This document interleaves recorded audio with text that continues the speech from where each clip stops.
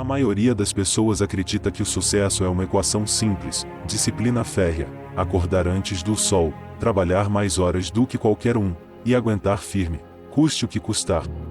E, sim, essa abordagem pode, de fato, te levar a um patamar elevado, talvez aos top 10% de qualquer área. Mas para transcender, para realmente alcançar o topo, o seleto 1%, as regras do jogo são fundamentalmente diferentes. Não se trata apenas de fazer mais, mas de ser mais. A verdadeira transformação acontece quando a identidade se alinha com a ambição, quando quem eu sou se torna a base para o que eu faço. Para atingir esse patamar de excelência e sustentabilidade, é preciso ir além da motivação superficial e da força de vontade passageira. É necessário uma transformação profunda, uma mudança de identidade que sustente os resultados desejados a longo prazo. Neste vídeo, vamos explorar 5 princípios fundamentais que separam aqueles que apenas tentam ter resultados daqueles que se tornam um tipo de pessoa que não só alcança, mas sustenta o sucesso de forma consistente. Esses não são atalhos, mas sim pilares para uma transformação profunda e duradoura, que redefine o seu potencial e a sua capacidade de realização. O primeiro princípio é queimar os barcos. É preciso criar uma situação de não retorno. A ideia de queimar os barcos não é uma invenção moderna, mas uma estratégia milenar de comprometimento total. Civilizações antigas, como os vikings, compreendiam isso com uma clareza brutal. Quando desembarcavam em território inimigo, muitas vezes seus dracars, os imponentes navios, não eram deixados prontos para uma retirada. Em algumas campanhas, os navios eram propositalmente afastados da costa ou eram danificados, tornando a fuga impossível. A mensagem para a tropa era inequívoca: não existe volta. Ou a gente vence aqui ou não volta para casa. Essa decisão radical transformava completamente o comportamento dos guerreiros. Não havia espaço para a covardia disfarçada de prudência, nem para a negociação com o medo. Cada decisão precisava funcionar, porque não existia resgate. A única opção era avançar e vencer. Enquanto existe uma rota de fuga, a mente humana, por natureza, sempre usará essa rota para recuar, para voltar à zona de conforto. É um mecanismo de autoproteção que, paradoxalmente, nos impede de crescer e de alcançar nosso verdadeiro potencial. É comum defender a necessidade de ter planos B, C, D, uma sopa de letrinhas de alternativas, porque, invariavelmente, algo sempre vai dar errado. E ter contingências, de fato, inteligente e prudente em muitos cenários.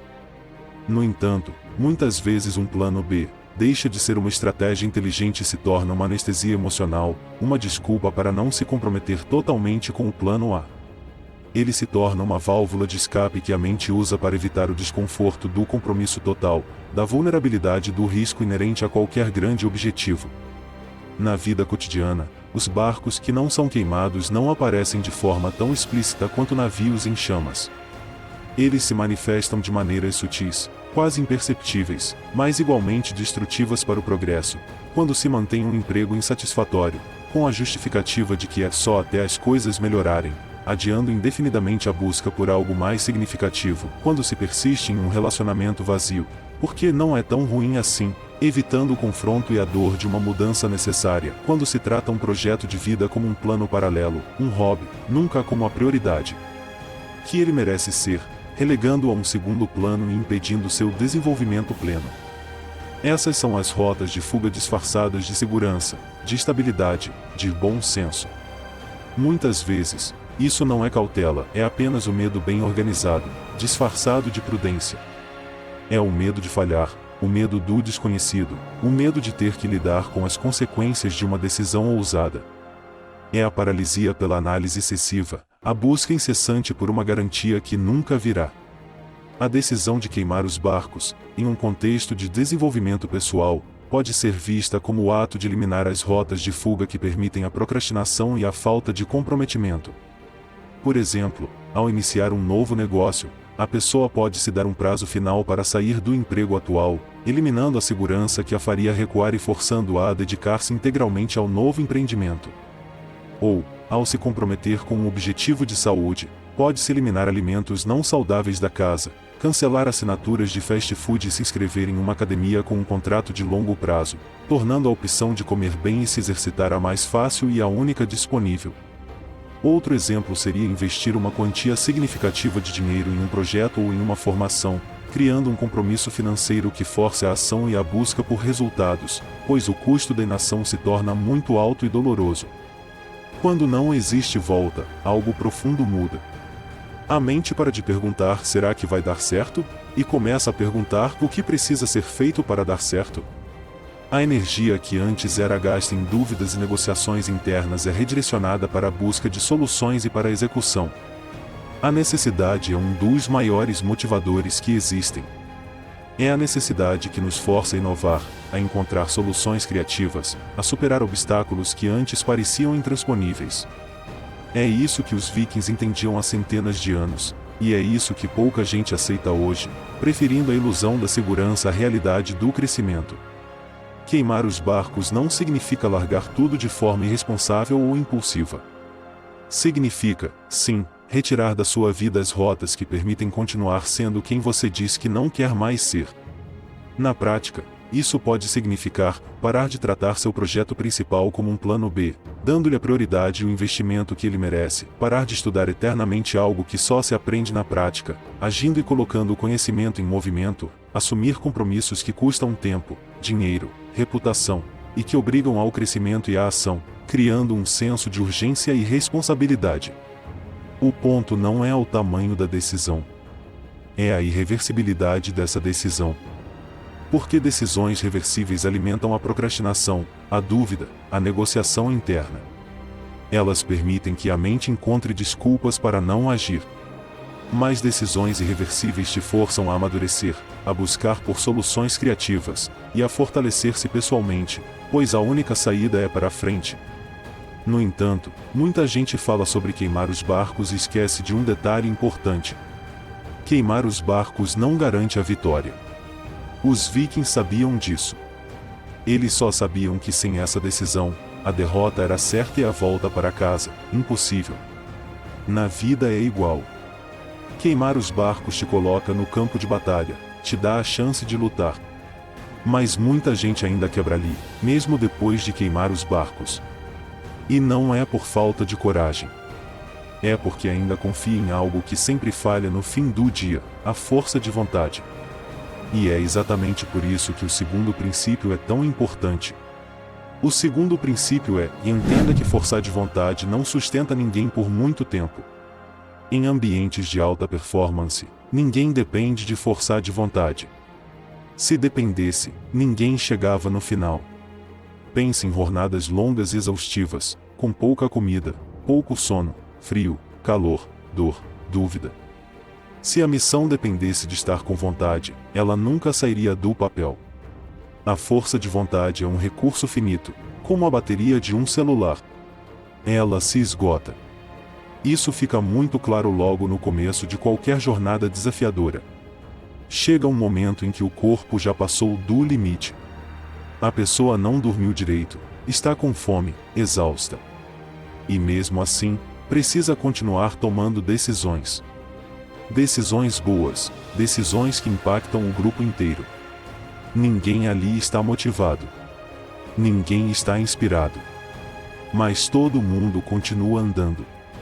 Não porque eles querem, mas porque o sistema não pergunta se você quer.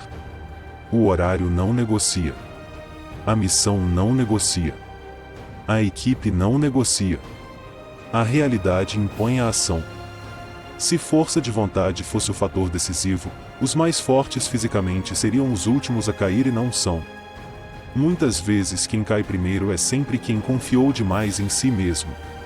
Quem achou que ia vencer na base do eu aguento, do eu sou forte. Forçar de vontade acaba, sempre acaba. E ela acaba no fim do dia, depois de muitas decisões. Ela acaba quando a pressão aumenta, quando o estresse se acumula, quando a rotina se torna monótona. E é aí que a pessoa começa a negociar. Hoje não. Amanhã eu compenso. Só dessa vez. Em contextos de alta exigência, não existe esse espaço para negociação interna, porque a negociação não acontece dentro da sua cabeça, Ela já foi resolvida antes, através de planejamento e protocolos. É por isso que tudo é planejado nos mínimos detalhes. Horário para acordar, horário para comer, horário para se mover, horário para descansar, quando existe um descanso planejado. Isso não é rigidez, é sobrevivência. É a compreensão de que a mente e o corpo têm limites, e que a dependência da força de vontade é uma receita para o fracasso.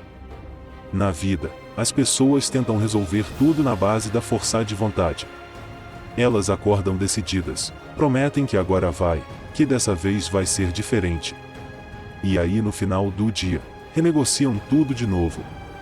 Não é porque elas são fracas, mas porque a força de vontade é um recurso finito, como a bateria de um celular. Quanto mais você usa, mais ela se esgota. E quando ela se esgota, a mente busca o caminho de menor resistência, o conforto imediato, a gratificação instantânea. A solução não é ter mais força de vontade, mas sim depender menos dela. É criar sistemas e ambientes que tornem a ação correta mais fácil e a mais natural. É automatizar as decisões importantes para que elas não dependam do seu estado de espírito ou do seu nível de energia. É entender que a disciplina não é um traço de personalidade, mas uma consequência de um sistema bem desenhado. E é aqui que entramos no terceiro princípio. O terceiro princípio é: crie um ambiente que te force a ser quem você quer ser. Se a força de vontade é um recurso limitado, então a inteligência está em não depender dela. A forma mais eficaz de fazer isso é moldar o seu ambiente. O ambiente é mais forte do que a força de vontade. Pense em um rio. A água não tem força de vontade, mas ela sempre encontra o caminho para o mar, porque o ambiente a força a isso. Ela segue o curso que o terreno impõe. Se você quer ler mais, não dependa da força de vontade para pegar um livro. Deixe o livro aberto na sua mesa de cabeceira, no seu trajeto diário, no seu sofá, em locais estratégicos onde você naturalmente passará. Torne a leitura a opção mais fácil e visível. Se você quer comer melhor, não dependa da força de vontade para resistir aos doces. Não compre doces. Não os tenha em casa. Elimine as tentações do seu ambiente imediato. Torne a alimentação saudável a opção padrão, com alimentos nutritivos sempre à mão. O ambiente não é apenas físico. É também social. Se você quer crescer, cerque-se de pessoas que já estão onde você quer chegar, ou que estão no mesmo caminho, buscando os mesmos objetivos.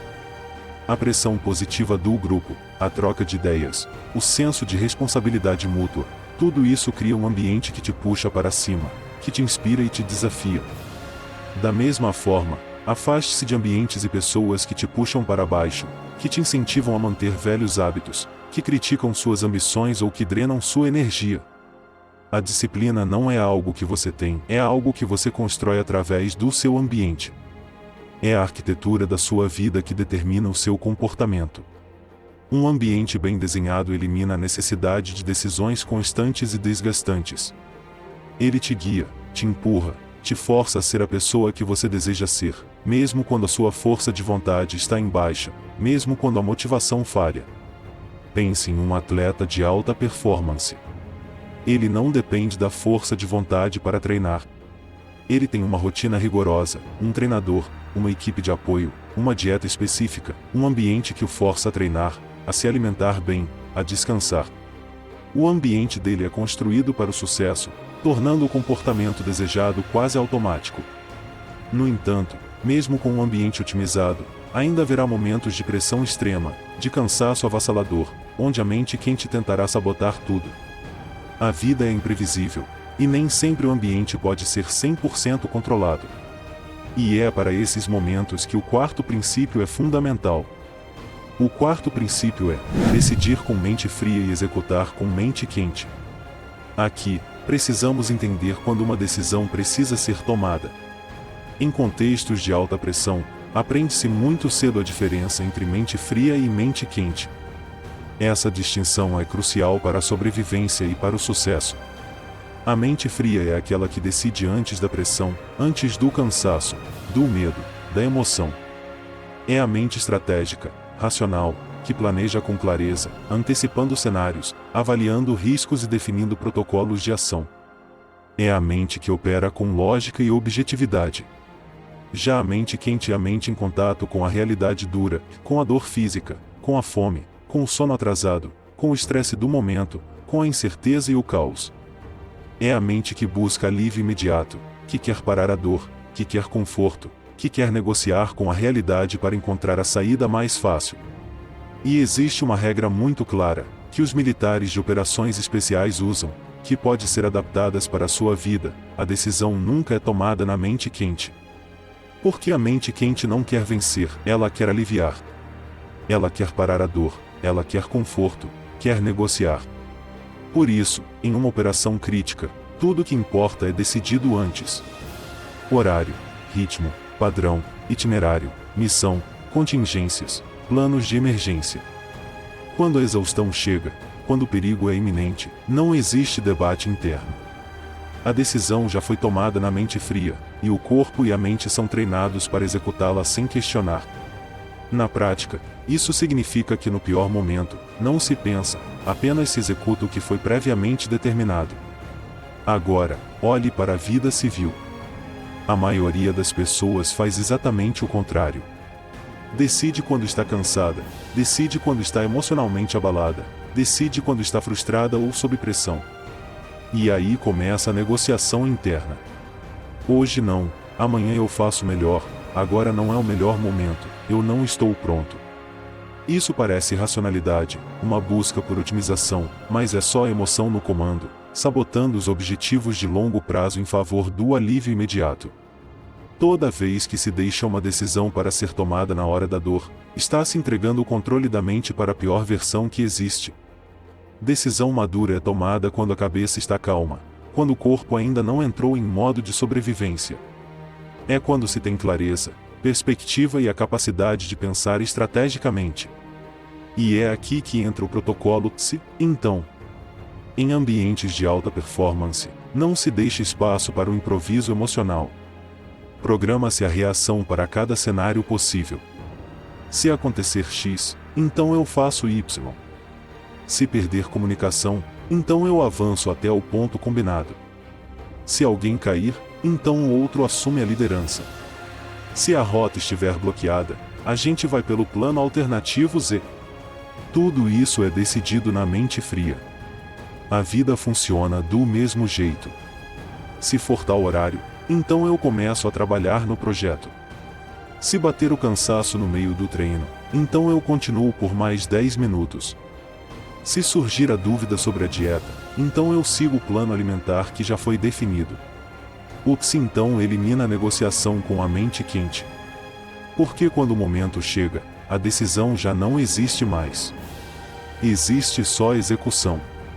É assim que se tira a emoção do comando e se devolve o controle para quem deveria estar no comando desde o início, a mente racional e estratégica, que tem a visão de longo prazo.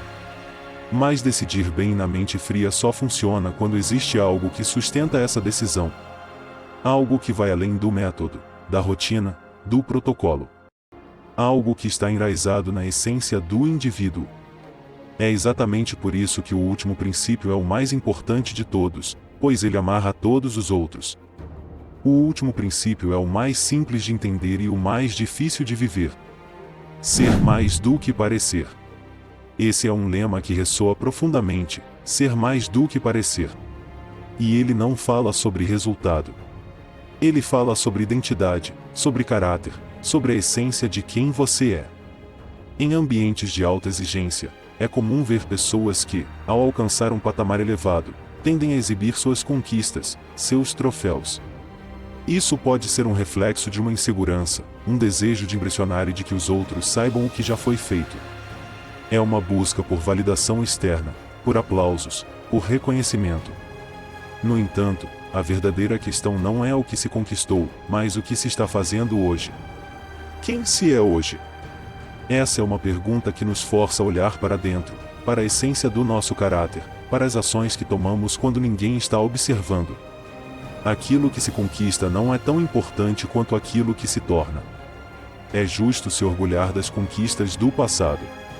Ninguém vai tirar essas conquistas, mas elas não definem quem se é no presente.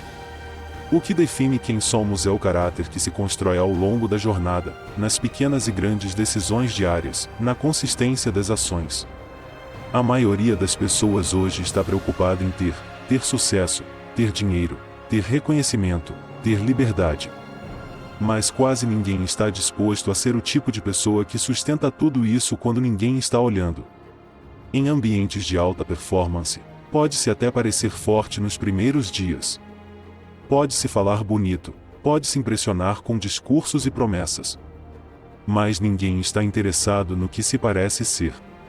Estão interessados naquilo que sobra quando o cansaço chega, quando o medo aperta, quando não tem plateia, quando a tentação é grande. Porque é ali que o caráter aparece. Não existe câmera, não existe aplauso, não existe validação externa. Existe só a pessoa, suas decisões e as consequências delas, revelando sua verdadeira identidade.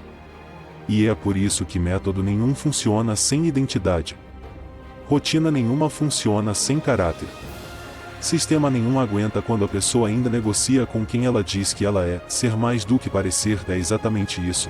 Fazer o certo quando ninguém está olhando, manter o padrão quando ninguém está cobrando, honrar a palavra quando seria mais fácil abrir uma exceção. É a integridade em sua forma mais pura, a coerência entre o que se diz e o que se faz. A decisão de mudar de vida, de abandonar uma carreira consolidada, por exemplo, não é uma decisão financeira ou confortável. É uma decisão de identidade. Voltar atrás seria fácil, mas violaria quem se decidiu ser. Seria uma traição aos próprios valores e ao próprio compromisso com a transformação. E é aqui que tudo se conecta. Queimar os barcos não funciona se ainda se quer parecer corajoso, mas não se é. Ignorar a força de vontade não funciona se ainda se quer parecer alguém disciplinado, mas se cede a cada impulso. Criar um ambiente não funciona se ainda se quer parecer focado, mas se permite distrações constantes. Decidir na mente fria não funciona se se quer parecer forte, mas se negocia com a dor. Tudo isso só funciona quando se aceita ser consistente, ser confiável, ser alguém que não negocia com as próprias palavras, que vive de acordo com seus princípios. Porque, no fim, sucesso não é o que se conquista, é o que se recusa a não ser. Todo mundo quer ter o que poucos têm. Mas poucos aceitam ser quem poucos são. Então, eu te deixo com uma pergunta simples, mas desconfortável, uma pergunta que nos força a olhar para dentro, considerando apenas o que você faz hoje, sem as glórias do passado, sem o que você já conquistou. Quem é você? A resposta a essa pergunta define o seu verdadeiro progresso. É sobre ser um ser humano pronto para servir, aceitando-se como é, encarando os defeitos e trabalhando neles para evoluir. Não se trata de estar em guerra consigo mesmo, mas em constante construção, em um processo contínuo de aprimoramento. Estar pronto para servir, para fazer a diferença na vida das pessoas, ser útil de alguma forma para o mundo, não apenas para si mesmo, mas para o coletivo. Esse é o maior aprendizado dessa jornada, que o sucesso não é sobre acumular conquistas materiais ou títulos. É sobre quem você se tornou a serviço de algo maior, de um propósito que transcende o individual. É isso que sustenta a mudança no médio e no longo prazo. Não é motivação passageira. Não é euforia de começo de semana. É um sentido profundo, um propósito que transcende o individual e dá significado a cada ação. E muita gente confunde motivação com euforia, confunde disciplina com sofrimento. E por isso as pessoas começam fortes, mas não sustentam. Elas buscam um pico de emoção, a adrenalina do novo, mas não a constância do propósito, a resiliência que vem de uma identidade sólida. Se este vídeo fez sentido para você, se ele tocou em algo profundo dentro de você e te fez refletir sobre quem você é e quem você quer se tornar, então este é apenas o começo. Se você acredita que esta mensagem pode ajudar outras pessoas a transformarem suas vidas, compartilhe este vídeo. Comente abaixo, eu escolho ser mais do que parecer. E não se esqueça de se inscrever no canal para mais conteúdo que te ajude a ir além.